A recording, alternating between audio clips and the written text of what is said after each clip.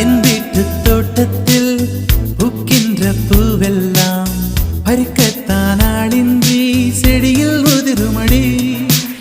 உன்னை நான் பார்த்தவுடன் உனக்காக ஆசையுடன் கை விரல்கள் கேட்காமல் பறித்திட போகுதடி என் கீதாயோ.